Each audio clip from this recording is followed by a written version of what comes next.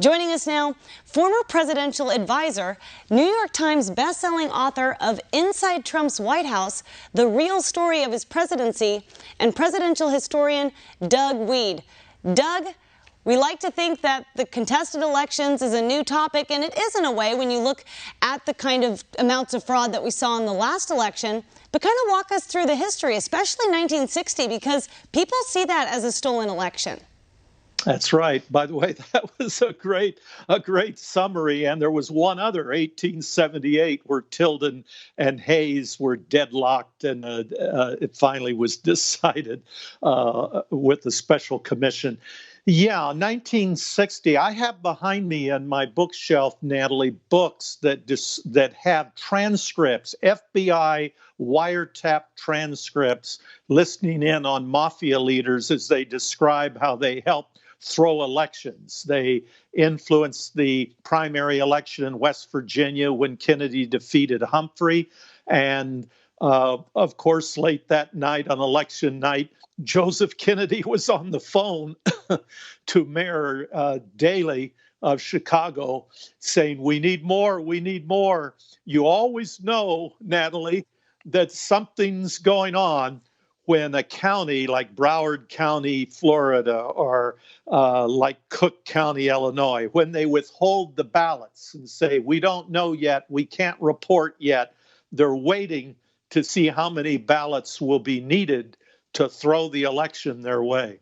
And that's exactly what we saw in November. That probably is the closest election probably to 1960. It was on a lot larger scale, but actually seeing where they were not reporting the results. This time, the Democrats actually had the media, even Fox News, in their pockets by really affecting how people were perceiving the outcome of the race.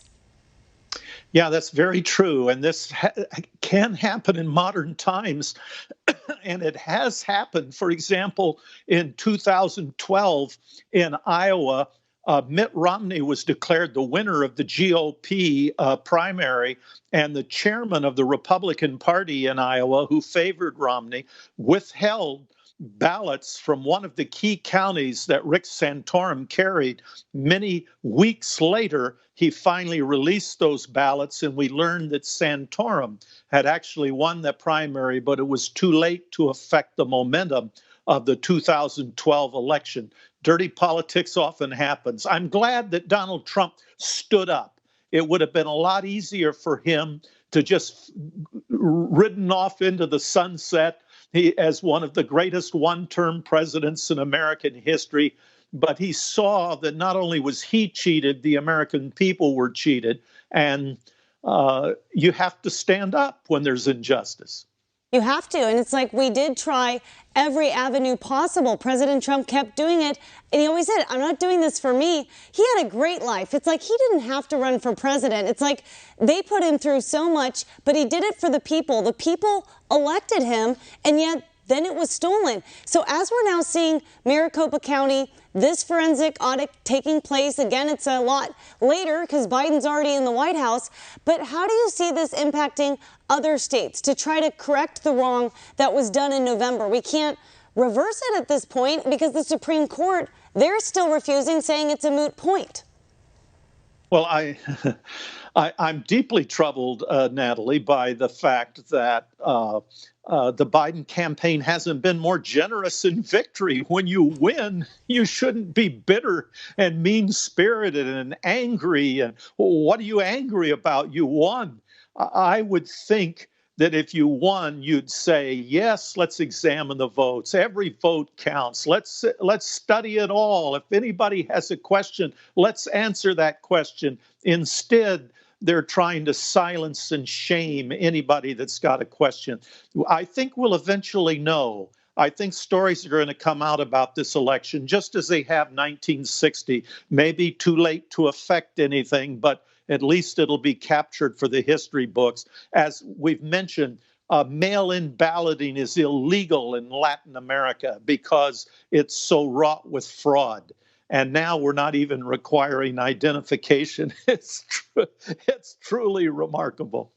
Yeah, we're a third world country. We secure other people's elections. When you go through history, and it's like we can't even take care of our own. And it's sad because people aren't going to want to get out and vote anymore if we don't see these wrongs reversed. And the Democrats, what they're trying to do now with the Supreme Court and also with H.R. 1, they're trying to make sure, like you said, no questions asked. They just get to run the country like petty dictators, and they're trying to cover up what happened. They put us through years of Russia, Russia, Russia when there was zero evidence. Here we have witness testimony, and they send dozens of lawyers to try to stop the audit. So you believe with history, kind of with the JFK election, it'll eventually be remembered as the worst, the stolen, the most rigged election in history?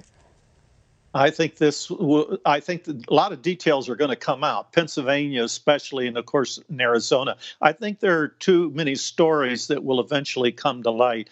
We now know of some of the corrupt elections in Africa and in Turkey, Erdogan, and in Europe, in Eastern Europe, and in Latin America. It's truly sad to see this happen in the United States.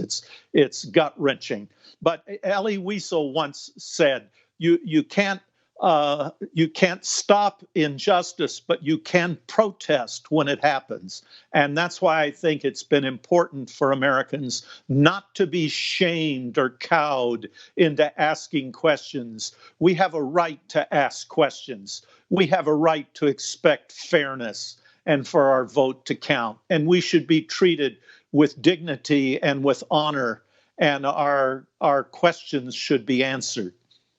And hopefully we'll get those answers. Like you said, they're trying to shut it down on social media and everything else. But you know what? There's 74+ million people out there that still want answers, and they can't shut up half the country because it's eventually the truth is going to come to light. History tells us that. Doug, thank you for joining us today as we talked about really the real story of all of this fraud, because we haven't gotten over the 2020 presidential election because our elections aren't going to be free and fair if we don't fix the last one.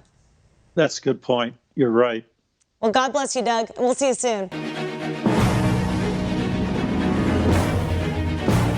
And Doug Wead, your excellent service in government at the White House and in the private sector. I think it'll depend a lot on the president. And I went into the Oval Office and Barbara was there. Jared Kushner said to me, and I've seen that all through history, they want cheap labor. And I mean really behind the scenes, but he is respected by everybody. So he had access to everybody.